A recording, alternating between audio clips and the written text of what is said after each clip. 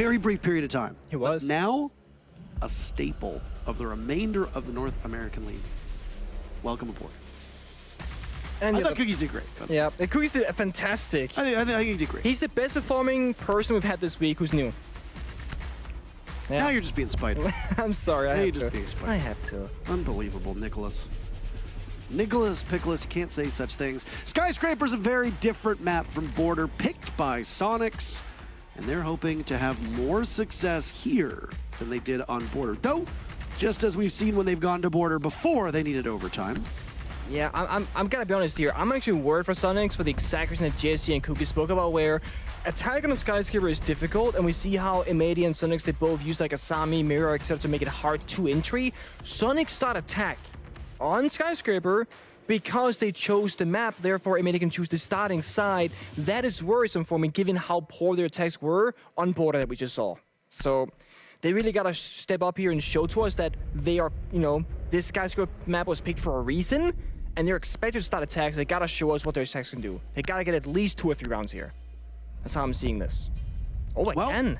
Ooh. 3 of those operator bans are exactly the same, Nicholas. And it's not what you'd think. It's the Frost ban that continues forward. That's one of those like, huh?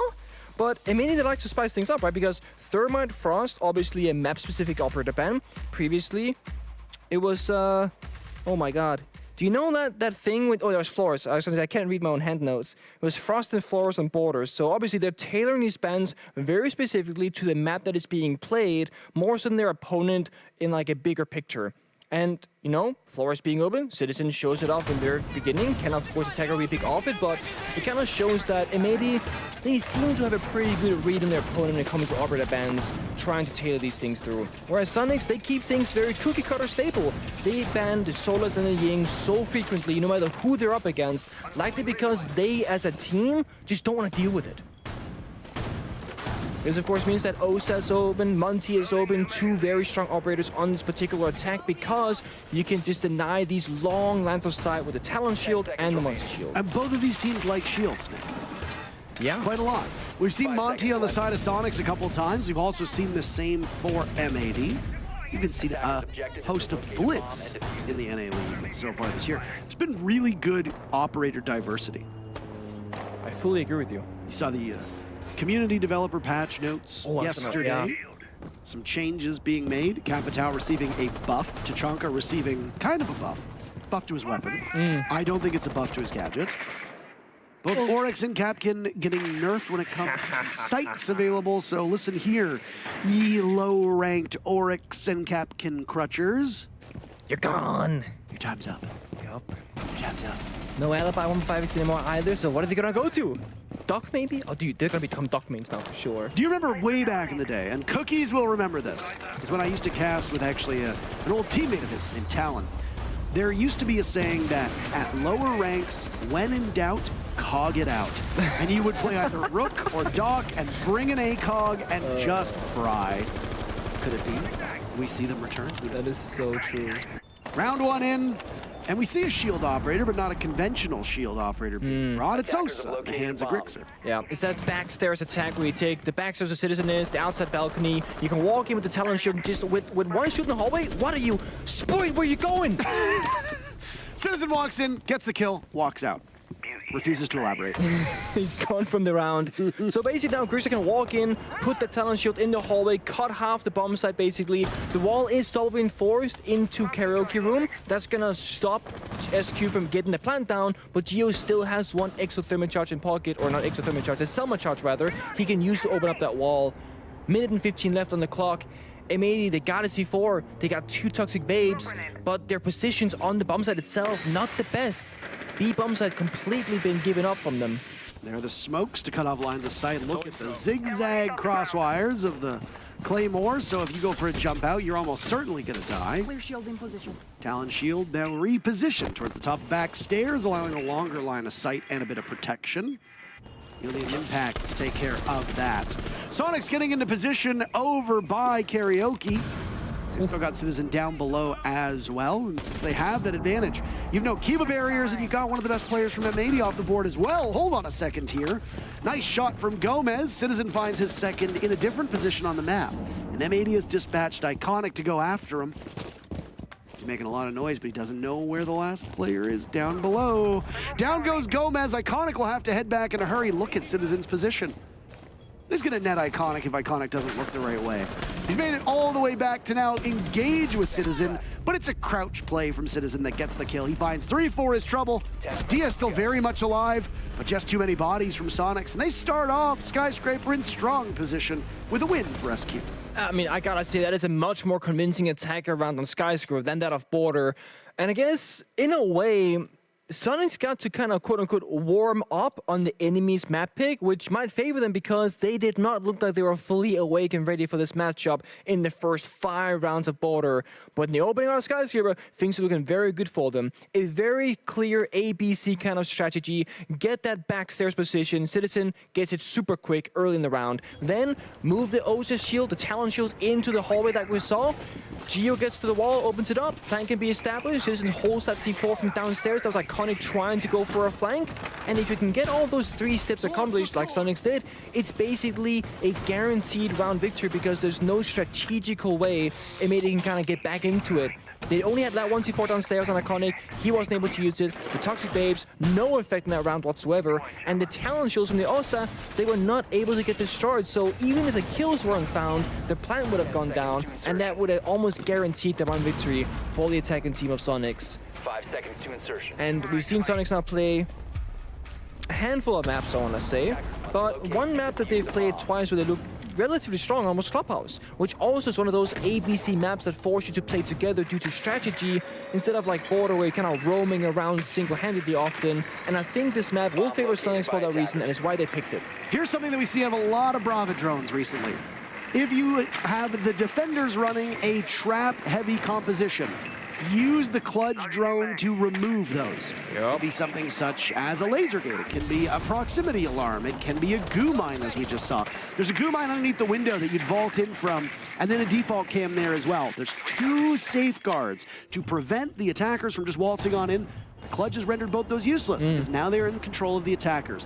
That's really big value for a single drone. Now, you could, if you were a Twitch drone, shoot them both. But that might be a louder sound, and you might actually hear the drone go about it, whereas the Kludge is a bit quieter. So this is a difference as to why you'll bring that. And also, some players might just like the Para more than the 417 or the F2 on the Twitch. Yeah, of course, the FAMAS did suffer a nerf recently. The grip is now gone, higher recoil on the gun, and some players don't like that. Gunner on the FMG, we've seen some whiffs with that gun as well because the recoil is relatively high with that fire rate being so high as well. Of course, if you're Nuke, always looking for a flank, for a backstab, and Soniqs trying to draw attention to the kitchen window, allowing some space to be created by Gunner. The injured player, Kuki, said he wants to see him get active. He's doing that right now. Can he find this member inside a drum? Not yet. Has to wait for the gadget to recharge before making his approach. Well, Gunner almost certainly hears Spoit moving not too far off, unless Gunner's attention is inside of T. They're all spread out over the map for him. Oh! But Spoit knows, immediately pivots. He hears Gunner, takes care of him, and then immediately just goes back to holding the same position in drum. Rexon now gone as well, but not without their losses for M80 as Diaz has hit the ground. Iconic falls. It's essentially a 3v3 at this point, and Citizen in excellent position. This is his match right now. 5-0, not credited with the down, but he gets the secure either way. M80 trail now through this second round. Citizen been pretty quiet so far in this stage. A lot of criticism thrown his way, but so far in this game on Skyscraper really showing up. Geo with another. It's all down to Spoit, who's in the same position he was in the first 20 seconds of the round, and where he got that pick on the Gunner. Geo's at the halfway mark. Diffuser successfully planted. Oh, wait, okay. He knows where the diffuser is now as he takes care of Geo. Where are their last 2? One's behind you. Grixer, as quiet as a church mouse. Soniqs 2-0 to start off Skyscraper. What looked like a great attempt of a comeback in the round gets shut down by Citizen. I mean, if he doesn't find those kills, that entire thing plays out in a very different fashion because then M80, they have top floor control, they can see the bomb site, they have backstairs for a crossfire. But sometimes all you need is a very skilled mechanical player walking through the map, making quick work. And imagine that it came out where Spoit didn't get the kill into Gunner up above when Nuke gets the flank successfully. It's a much more convincing round for Soniqs even. So that's what things not going their way, they still come out ahead. And this is like very funny to watch because it almost feels like the roles are now reversed. We're seeing M80 struggle against Soniqs, where at the one of border, it was the complete opposite way. Now, Skyscraper is one of those quote-unquote funny maps because sometimes it can be extremely defender-sided, where it's just impossible to get an entry, you can't get a kill, you can't get the map, you can't get the plant down, and other times, it's just a walk in the park for the attack inside. When you can get into the backstairs, like we saw in round number 1 with the Osa, the Monty, that's an easy round. When you get just like 3 kills like Citizen did in that previous round of Kitchen attack, same story. So when you find these openings, or if you create those openings successfully, it's a very relatively straightforward round. But it's also why the defenders often they try and make it difficult. The mirror windows, the Valkyrie cameras, etc., the trap operators. So far, M80 mostly relying on gun skill, not really bringing as much utility as it did on border, and so far, it's not working for them. Very different map, like you said. Yeah, very different Right map. at the onset, you even pointed out, this is a very different map. M80 started off border really strong. They had a lot of confidence on attack. And, well, they had a lot of confidence on defense. Soniqs on attack had some major falters. The first couple picks always went in their favor. No way. Gunner just peeking an open window over by Terrace. M80 does get the very first pick. It's 2 rounds in a row that they've done that. And it's Gunner been throwing his life away to a certain extent both times. No, it has. I mean, you know, the man wants to play entry. He's trying to. It's not working so far. I mean, Spot does take a bunch of damage, but the fact that he's still alive with those key barriers recharged in his pocket, that means value is still there to be had. Of course, now Tiger's gonna slow down further, and sure, Gunner can watch a flank camera or something, but it's the only real value he'll have in this round. And Dogaby still had 1 call left, not gonna be in play either. So those Valkyrie cameras, if you find the pick, they cannot get hacked. It's a pretty big loss for Soniqs. Rotero drone running out of time, but it hits its mark, forcing the smoke. Aquino off of the position. That was the deployable shield looking towards Dragon. Now Kino finds himself safely in the bomb site. Team Karaoke, where this engagement will be. Another Flores drone goes in. That's a piece of protection over towards Drum. Now Drum will have to be conceded at some point. You've already given up Dragon. There's now a pathway towards the bomb site that's much easier for Soniqs to take hold of. Yeah, and those 2 areas of Top Dragon and Drum, that's the stronghold for defenders. They're both gone to 2 Rotero drones, rather. I'll take it. Yeah, you'll take it. So that means Attacker's in a favorable position, and Grixer has a very good read in his flanker below. He put himself in that position, but the problem is if he comes up empty-handed, they're wasting their time. That would leave only 3 players for Soniqs to get to the site. M80 have 2 more than that. Now towards backstairs, Grixer gives up on looking for the roamer down below. Instead, maybe target the smoke, who does give his position away, but there's a cross cut from Spoit in this position. Both teams engaging in blows. Citizen yet to die so far in the matchup. As long as he's on the board, SQ has a fighting chance, but it's all on his shoulders. Down goes Geo, Nitro Cell tossed out. Citizen blown sky high. M80 through the 3rd round. They get on the board. That's a cheeky C4. I thought it was coming from the side at first. I was like, where is it? And I don't think Spot kind of realized either. It was downstairs, iconic. Grixer couldn't find him. And of course, he gets that final kill with the C4 from downtown. A better round for M80. But also, again, Soniqs, if they can find the openings, things stay are very smooth for them. If they can't, well, that's what defenders, they thrive. They got the initial steps acquired relatively easy. Sure, they lost Gunner, but the fact that they cleared off Top Dragon and Drum so quickly and so effortlessly, that usually just bodes really well for the attacking team. But of course, there is one final obstacle, the bomb site itself. If you can't break the wall, can't get into the side, can't get the bomb down, you're not going to be winning out in those rounds.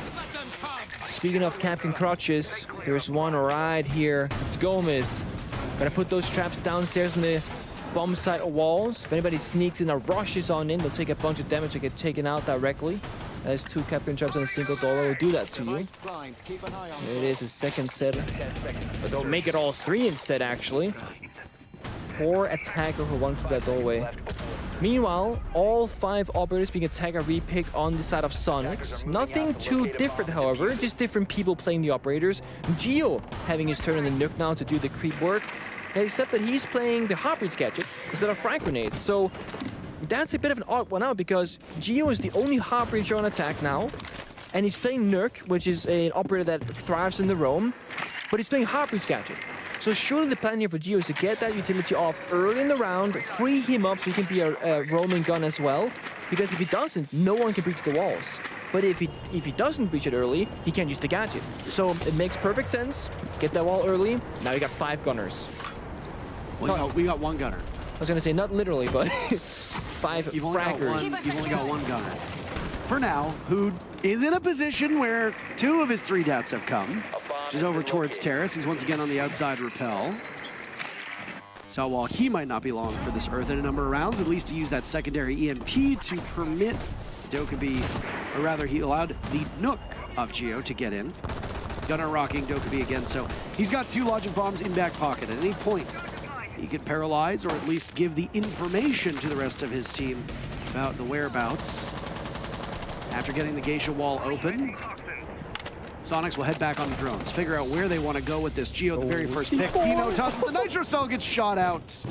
Kino in really bad shape. Gets the drone, but he knows the hop out will be good enough for a single kill.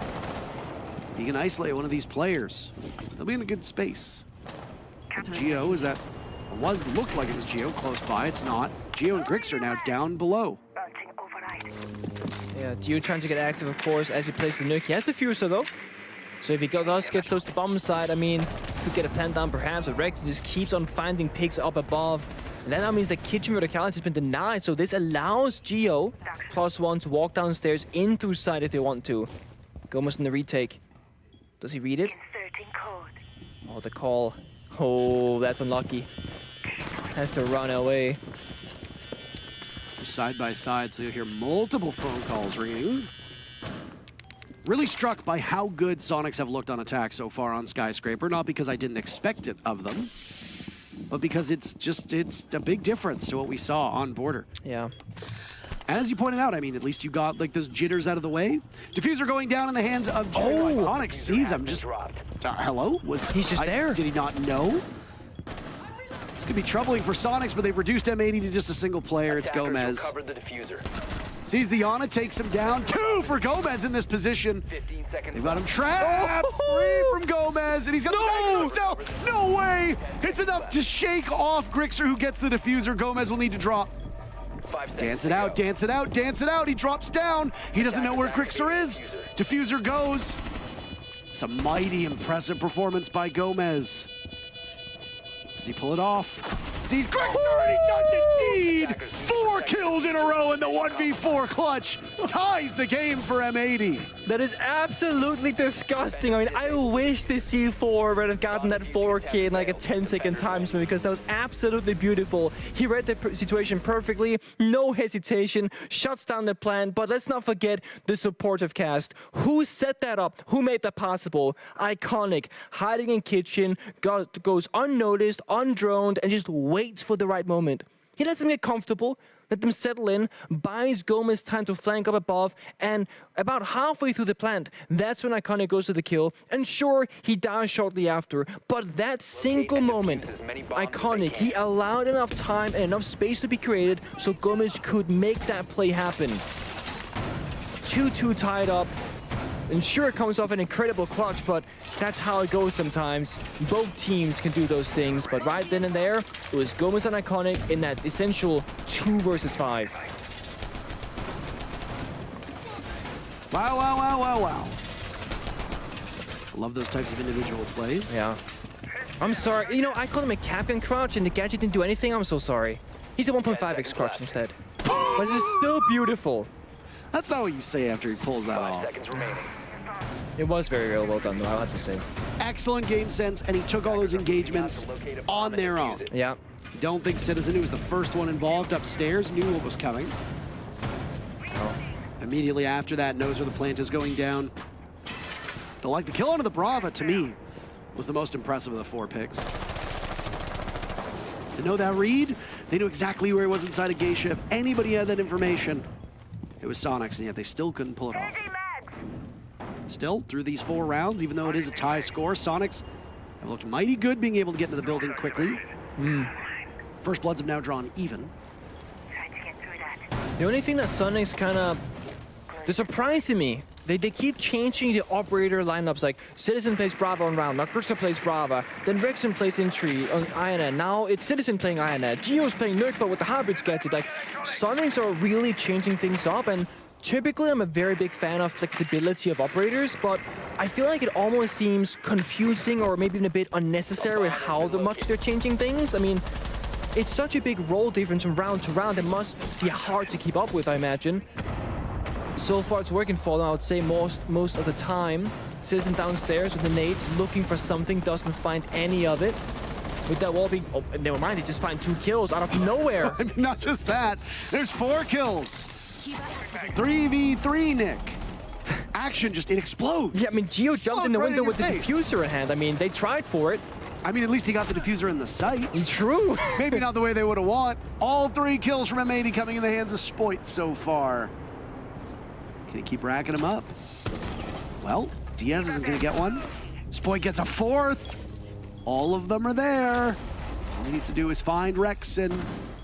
Rexon's quite the foe, but he gets the ace either way. 2 back-to-back bangers from M80, and they've now grabbed the lead away from Soniqs. And just like that, I mean, yeah, sometimes an individual player can just like make magic happen. A 1v4 clutch into an ace. It wasn't a 1 versus 5 ace by any means, but it's one single member finding all 5 kills in the midst of the bomb site in that chaotic round, and it heavily pays off for M80. They're now up in the lead, 3-2, and Soniqs, once again, when they find themselves on the back foot of a match, they will call a timeout to settle things on this final attacking round for them to tie things up 3-3. Goddess, the coach of Soniqs, will be making sure that the mental of that team recovers. I mentioned this on Border, but in case you weren't listening in, the mental of Soniqs is usually pretty good. They went down 3-0 to M80. They managed to take their time out, and then they bounced back as if they'd never been down in the first place at all. Same against DZ, where they mounted the comeback on Border against Dark Zero, ultimately won the game. And you could have very easily seen their mental shatter, but it didn't. So as long as they can maintain that same balance, they know they're a good team. Came into this matchup as the 3rd-rated team in NA. Just narrowly missing out on making it to the top 2. They got their hands full with M80 now, though, as this is not M80's map. This is a map that should be very familiar and very comfortable ground for Soniqs. And yet M80 have won 3 rounds on defense. Best case scenario for Soniqs is they win this round on T Karaoke. A successful attack will tie things up at a 3-3, and then Soniqs just want to hope that their defense goes significantly better. One thing that we haven't really spoken of is actually that Kino has had a very quiet series so far. I think he had 2 or 3 kills on Border. I like that you say quiet. Because his utility play has been fine, but in terms of the killing department, it's well below what I imagine are his standards. Yeah, I was gonna lead to a point where it's like, but he hasn't really been needed. I mean, if you look at how many plays on their defensive side, half of the rounds, if not more than half of the rounds, are decided by the entry duos, where either Kino's in a 2 versus 4 and the round is almost lost, or he's, like last round, Spoit just kills everybody. The entries, they find all the kills, and likewise on the attacking side, Kino on attacks on hard breach, droning for the entries like we saw on Border, and usually the round will be decided whether the entry is successful or if it is not.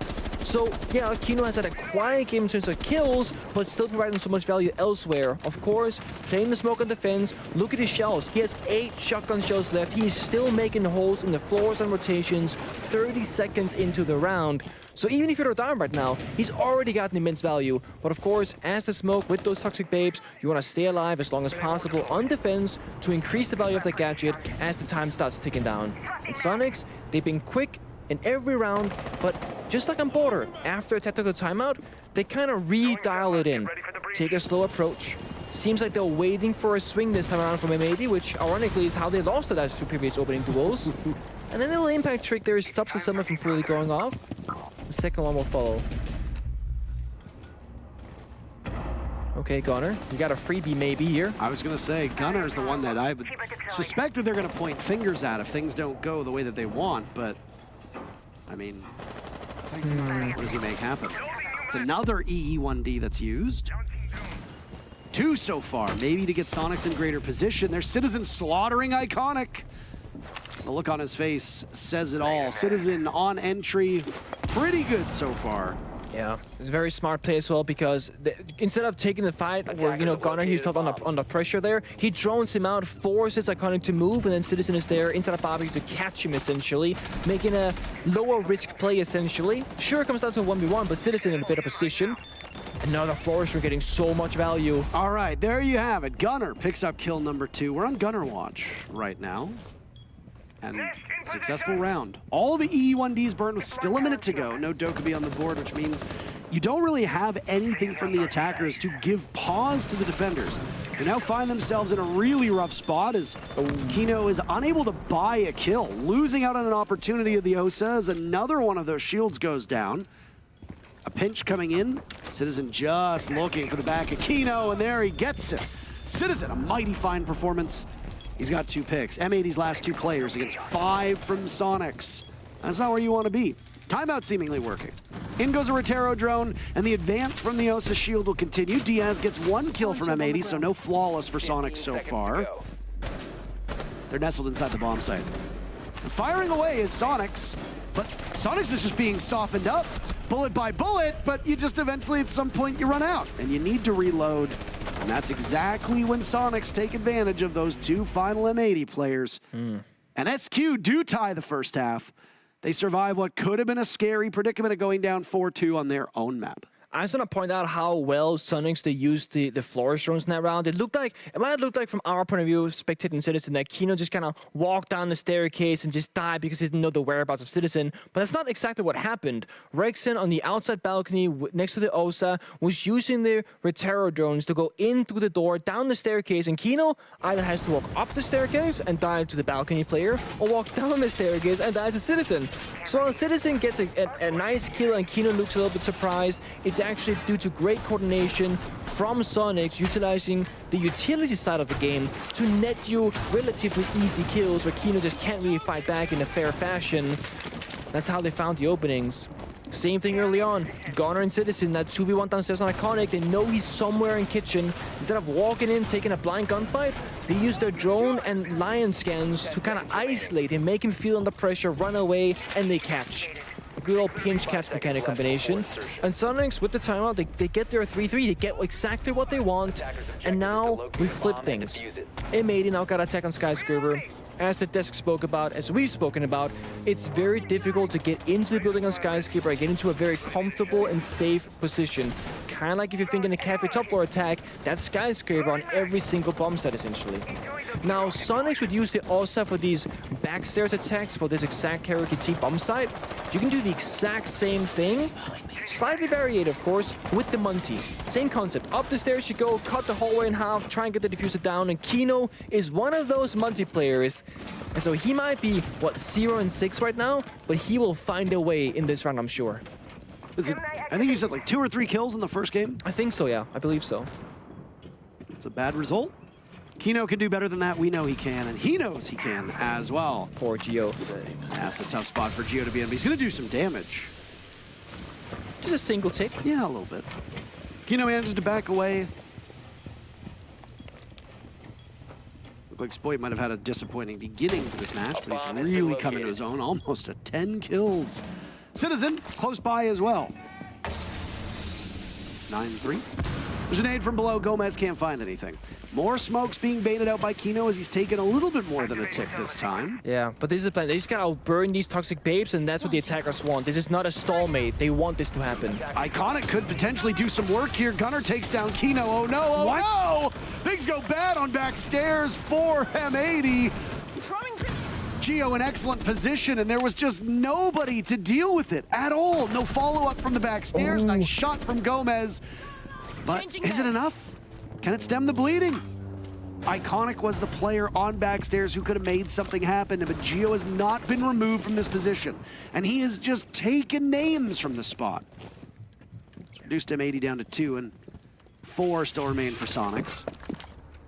Yeah, Geo not dying there and having, assistance from above from the vertical holes from Gunnar, getting that kill to Monty, that really made things easier for him. And Geo, he's done his job, and, so... Okay. Oh! Never mind. Never mind. I mean, Geo did do his job. Yeah, he did, certainly. And then some. I mean, the thing is, like, he should have never gotten as much value out of the round as he did. I mean, if you look at that round and you look at it, okay, let's imagine it's perfect Rainbow Six Siege. Sure, The defenders, they get a vertical onto Monty. That's not great for the attackers. But then the box sprinting through the smoke, taking that shotgun gunfight, surely should have killed Gio. But then you're in the smoke, you probably can't see a whole lot, you whiff a few bullets, etc. And then Gio gets the kill instead. And that right there just completely locks out M80's attack because now they spend all their utility. You know, the big pocket pick of the Monty is dead. And Gio is still on the staircase with a smoke shotgun. So that right there is like the defining moment, right, M80? They gotta just say, we don't care. Just run on in, try and do something desperate because the plan, it failed, frankly. Soniqs, they hold on, and sometimes putting a member into these spots that seems like, you know, it seems like a waste to put smoke there because he's gonna die. What's the point? Sometimes you don't. It's kind of like playing bank server stairs where it can really pay off, or you're just a complete freebie. 10 seconds remaining. Off to the office side of this map. 5 seconds left. What small changes will we see get made? Will there be roaming over on the west side of the map? That's where T and Karaoke are. Barbecue Kitchen over there as well. Or do we see things a bit more standardized? Largely consolidating over towards Exhibition, over towards Office, maybe playing Terrace, maybe Dragon, but foregoing the rest of the map. Only one player looks to be that far off site. Maybe two, but they go back. They just lose that mirror window? I was gonna say, No. that's an interesting spot to put a mirror window on the exterior wall there. I imagine second one's on the bar to see outside that breach. Can we go up one floor? Question mark? Is the mirror window on, like right by the bar? Right? Well, it's not. Oh, it's there instead. Okay, interesting. So there's a soft wall leading into the bomb site. The mirror window doesn't watch over it. That actually allows attackers a way into the site now to apply pressure if they choose to go for it. Trying to see how this shakes out with these teams do. That is an interesting mirror in the position. Okay, that's something. Maybe that was the plan all along. Yeah, to impact trick it perhaps, open up themselves. Could be. Let them open it up and we'll Yeah. plug it. That might actually be the case entirely. Use the Kiba to plug the hole, and then you still have the small opening beneath it to fire back. Yeah. Because the situation as it is right now, I would argue, would work against the attackers of M80. Yeah, and Thermite spans, so you have limited heartbeats. That's why you're playing Ace and Ibana as well. That could be very smart, actually. Rexon can hear the Kiba barrier breaking right next to him as we hit the halfway point of round number 8. Soniqs taking their very first round on defense, looking for a second. Rexon will have to play this really slow, and my, that's a lot of damage from the drone at his feet.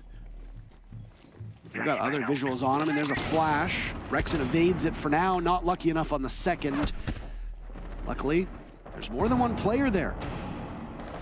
Here goes the nade from Spoit. And they just can't outduel him, excuse me. Grixer to the rescue.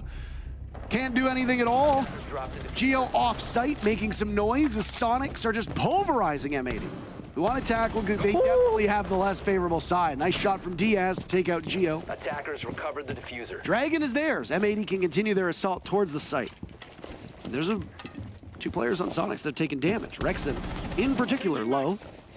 But it's so hard to get in, you know, this line right here in the map. Once they cross it, it's hard. You called it. Now 3 separate players from Soniqs, all who can watch it.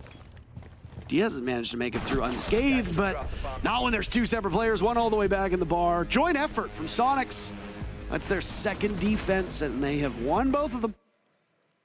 I can't believe Geo flanks now around as well. It's one of those, like, things were progressing for the attackers. Rexon finally stops into that Dragon, duking the floor drones, the grenades, the flashbangs, and it's like, okay, they're gonna go. And the moment the attackers, they step forward, well, they get swung and they get flanked, and they end up trading in a negative way. So defenders come out ahead in numbers, 3 versus 2. And again, that triple crossfire on the entry point from Dragons completely shuts the door. And M80 taking that timeout, and it makes sense. They need to find a way into these attacking rounds. And right now, honestly, one of the problems that they're facing is that they might just need a little bit more from Kino and Iconic because they've had a very quiet Skyscraper game so far. When you're in attack, you gotta blast through these walls. I mean, Iconic in particular is somebody who you rely on to work with Spoit or on his own, depending on the way you have those 2 players on entry, rack up most of the kills. If Iconic isn't living up to that billing, you are in trouble. Right now, Diaz, 3 kills, Iconic, 2 kills, Kino, 1 kill. Yeah. It's not great. You're heading into the 9th round right now, and those 3 players combined for a total of 6 kills. Simply not good enough. Kino in particular has not had a particularly good NA league. It's well below where he's been in the past. But today might be the worst two-map performance that we've seen from him. That's a duck, it's fine. I mean, that's one wasted stim. Yeah. Every stim counts. It does, but it's one of those, you know... It's only limited... Look, Soniqs, there's only so much docking they can do in a single round.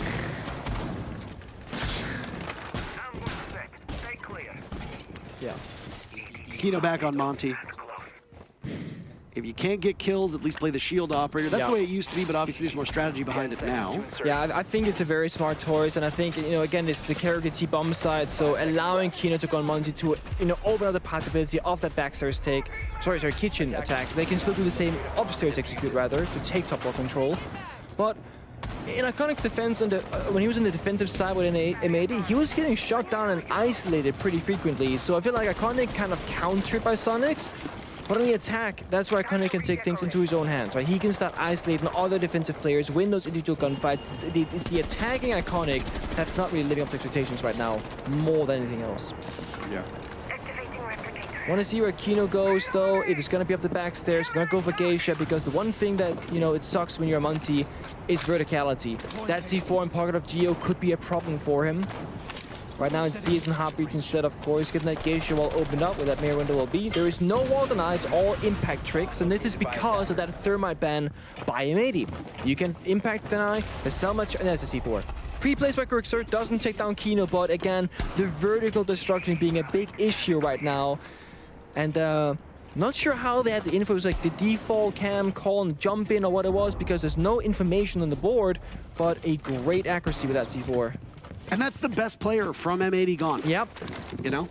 Yeah, Gomez is having an incredible game. Gomez actually entered today as the lowest rated player on M80. And guess what? He had that incredible 1v4 clutch, and he's been picking up semi-impactful kills since then. I wouldn't say that he's been a tremendous force for M80, but has certainly been very critical for the team in staying competitive. It's not the spot they want to be in. Now Kino could go 1-9 if he doesn't play this next engagement properly. He's got the shield looking one way, and he'll just continue to take up space. Taking up space. What's the Azami doing? He drops, and he puts a lot of pressure on the Azami, but allows Gomez to get up real close and do most of the HP from Grixer away, but simply not enough. Now it's Iconic's turn. One step away from the grave, but Diaz has his teammates back. Down goes Geo. Gomez falls too. It is a mess. Absolute mess. Just Diaz and Kino left.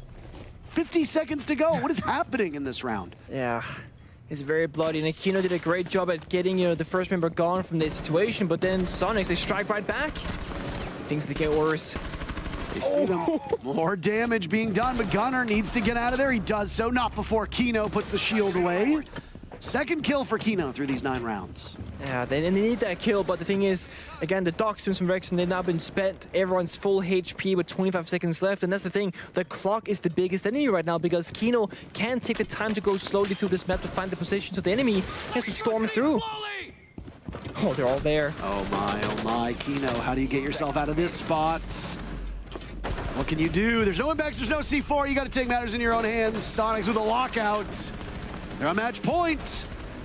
And all of a sudden, it makes a lot of sense why they would pick the map of Skyscraper, because they look like the better team on it, both on attack and on defense. But it's not all over. But M80 did not have to make that same comeback that Soniqs were so close at making on the previous map. They brought it all the way to OT. M80 got to win 3 rounds in a row to match that. And of course, if they don't, we see the third and deciding map, which will be Villa. Now, mind you, neither team has played Skyscraper or Villa in this stage 1 of NAL. Of course, M80 with a completely new roster. Soniqs to play with Citizen and Invite. But for the current record for this stage, these are unknown maps between these 2 teams. They have not seen it in official play. Sure, they've scrimmed it, maybe against each other. But it's gonna be one of those, we don't really know what to expect come into it. Yeah. This is where you look back on map number 1 and Soniqs start to kick themselves, right? Yeah, so close. Soniqs go to border. They did so in the earlier games in the stage. They need overtime to secure their fate. Some wins, some loss, that's fine. But to go back to border, lose both rounds to M80 in OT, means you come really, really close. A couple kills, maybe a bit more ferocity on their entry on attack. It was a very defender-sided border. 1 or 2 rounds, all the difference. Soniqs could walk away with the 2-0. We could be moving on to OXG versus Beast Coast already. Now it is possible M80 wins 3 rounds in a row. That's what Soniqs actually did on border to provoke overtime. M80 was up 6-3 at the tail end of the 9th round, and Soniqs decided, you know what? We're not gonna lose. Win 3 in a row, go to OT. You don't gain any extra points from OT the same way you do in stage number 1. No. But of course, you're not just gonna roll over. M80's not gonna look at the scoreline and be like, you know what? We came close. Let's go to Villa. It's like, we don't care anymore. It's like, no. A slow round again. The thing is, we're, M80 looking for roamers.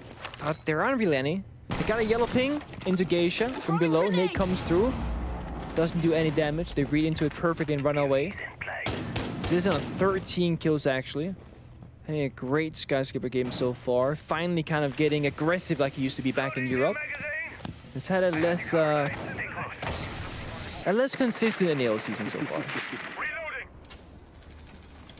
Sortero drone to go in right now. This has been very one-sided. Yeah. There goes the deployable shield. Soniqs pushed out of their position at the top back stairs. Oh, look at that. Gio actually, instead of staying, like last time, he ran away immediately. So now Soniqs, they consciously made the decision. We give up backstairs instead and allow Kino to try and get to the next step. You know, a big part of it was the fact that they had those kill holes looking down. They've also got Rexin roaming, who finds the first pick onto Gomez. Those 9 kills from Gomez are no more effective than they were during the prep phase. First kill from M80 in this round comes on the Gunner, who had been actually quite integral at stopping that backstairs push, but Spoit in the same position gets 2. Citizen on the lurk down below, no more. There's still Rexin down below too, so Soniqs have disproportionately put players down below. Down goes Grixer. Gio takes out Iconic. It's Kino and Spoit. Grixer not down, but gets the kill. There goes the Monty. Gio's got the shotgun in hand. Spoit's the only player that can really exert some influence. Soniqs with a 3v2 with a minute to go. Still spam marks coming in. And the Monty might soon become a sitting duck if they can isolate Spoit and get the pick. An aid goes out, a rush in from Rexin, but the dance with the shield is not enough. What? Shooting out the Cavs. Rexin taking a moment to celebrate and to seal the deal. Gets Spoit as well. Soniqs, 7 rounds on their map, and they do it in a hurry. Skyscraper is theirs, and a 3rd map is on the docket between these 2 teams. We'll head to Villa in just a couple minutes.